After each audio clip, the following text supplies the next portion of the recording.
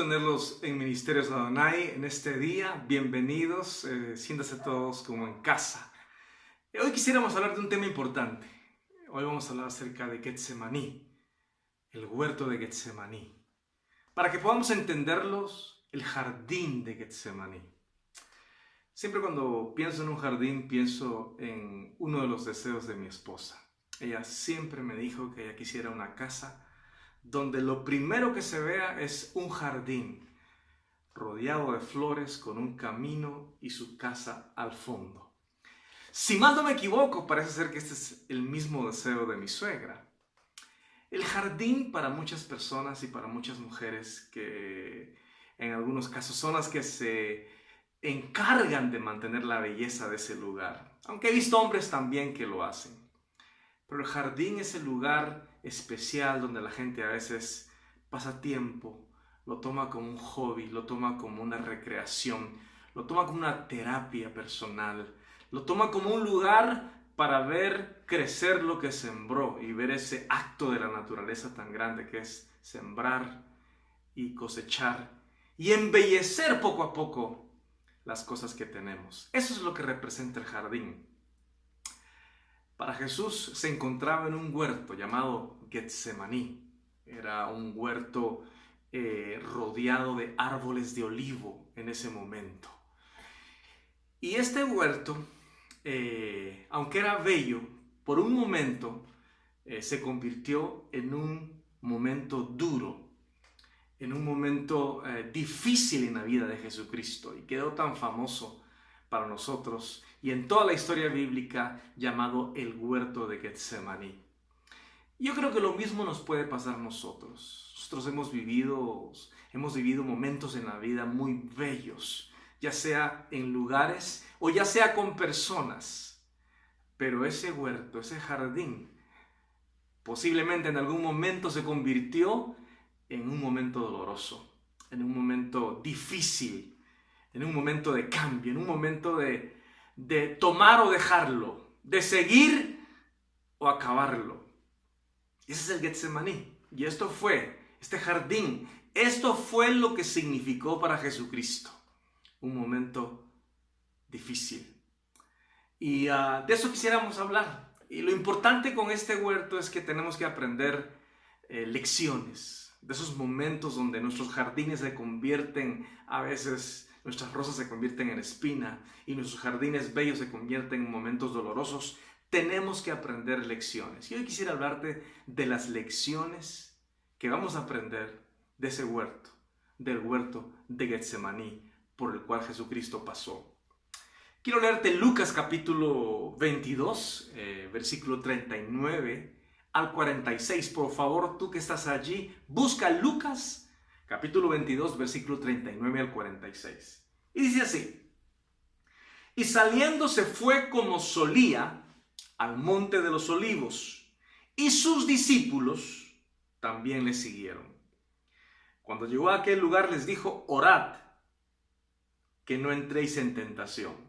Y él se apartó de ellos a distancia como de un tiro de piedra, y puesto de rodillas oró, diciendo: Padre, si quieres, pasa de mí esta copa, pero no se haga mi voluntad, sino la tuya.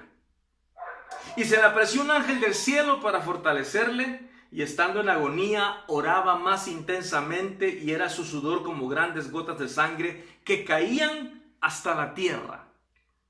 Cuando se levantó de la oración y vino a sus discípulos, los halló durmiendo a causa de la tristeza. Y les dijo: ¿Por qué dormís? Levantaos y orad para que no entréis en tentación. Quisiera hablarte primero de una de las lecciones que aprendemos de este huerto, de este jardín bello que se convirtió en un momento doloroso para Jesús. Lo primero que vemos aquí, la primera lección que aprendemos de la vida de Jesucristo en este momento, es que Jesucristo tenía la costumbre de orar. Porque dice el versículo 39, y saliendo se fue como solía al monte de los olivos, y sus discípulos también le siguieron. Me llama mucho la atención como dice, como solía. En otras palabras, sí, Jesús tenía la costumbre de orar. ya que la pregunta que tenemos que hacerlos, ¿eres tú una persona que otros pueden decir que tú tienes la costumbre de orar? La oración es importante, nos conecta con Dios. Podemos orar a Dios en cualquier lugar. Por eso dice la Biblia, los que le adoran en espíritu. Dios busca que le adoren así, en espíritu y en verdad. Tales adoradores, Dios busca que le adoren. Se le adora en espíritu porque ya el hombre no necesita un lugar especial. Los judíos creían que en Jerusalén, los samaritanos creían en un monte, pero Jesús les dice, viene la hora cuando los verdaderos adoradores adorarán al Padre en espíritu. En otras palabras, en cualquier lugar tú puedes conectarte con Dios. ¿Acostumbras a orar? Jesús era conocido de esa manera. Si Jesús, el Hijo de Dios, el Maestro, nuestro Salvador y nuestro Señor, tenía la costumbre de orar, tenía la costumbre de tener esa dependencia de Dios, ¿cuánto más nosotros? Otra de las lecciones que aprendemos de este tiempo de Jesús es que recomendó orar. En el versículo 40, puedes verlo conmigo, Lucas 22:40, dice, cuando llegó a aquel lugar, les dijo, orad para que no entréis en tentación. Les hizo una recomendación. Sí, cuando uno deja de buscar a Dios, cuando uno deja de buscar a Dios en oración, de hablar con Dios, de dialogar con Dios. La oración es sencilla. Yo le hablo a Dios y Él me habla a través de su palabra. Eso involucra la oración, es un diálogo. Si tú solo oras y no lees la Biblia, está incompleta tu oración. Cuando tú hablas con Dios y te conectas con Dios, con tu adoración, con tus peticiones, con tus expresiones de cómo te sientes, te desbordas y expresas tu corazón en la presencia de Dios. Pero si solo haces eso, estás incompleto. Tienes que ir a su palabra para que Él te hable. Entonces se vuelve una comunión. Jesús les hizo una recomendación. Si ustedes no oran, van a entrar en tentación. Sí, porque uno se desconecta de Dios.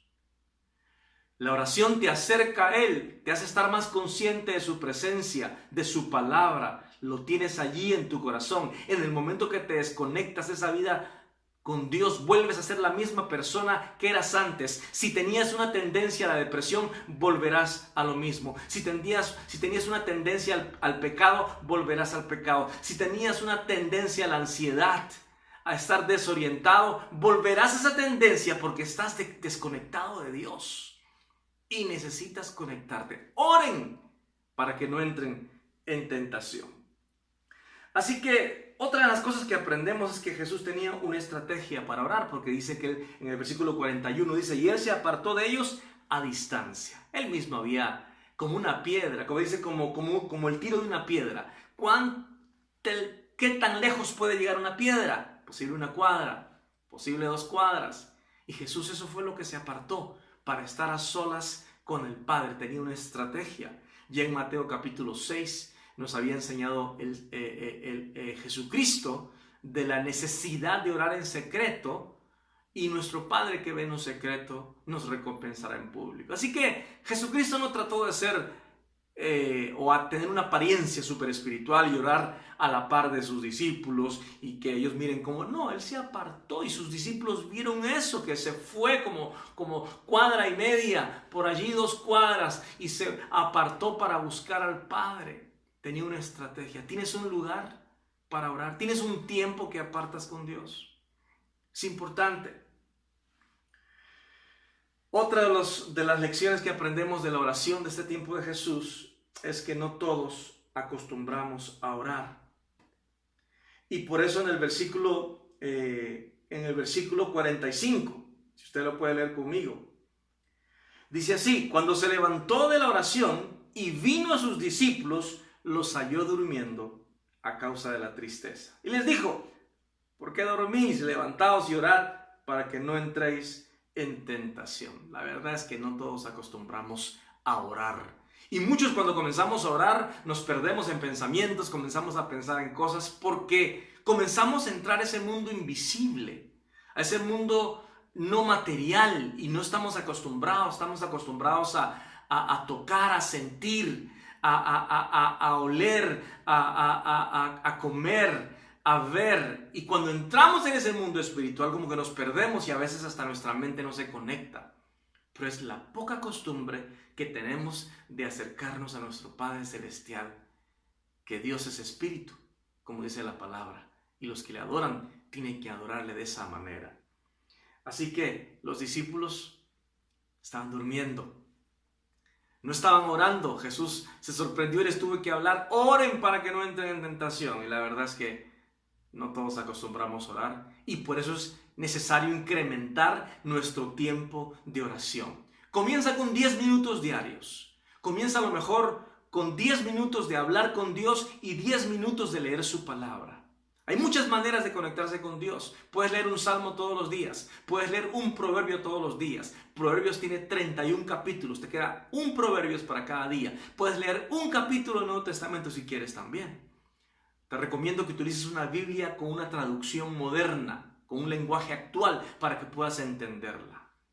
Así que necesitamos orar. Y te pido que incrementemos juntos nuestro nivel de oración para que nuestra cercanía a Dios esté allí, diariamente conectados con Dios.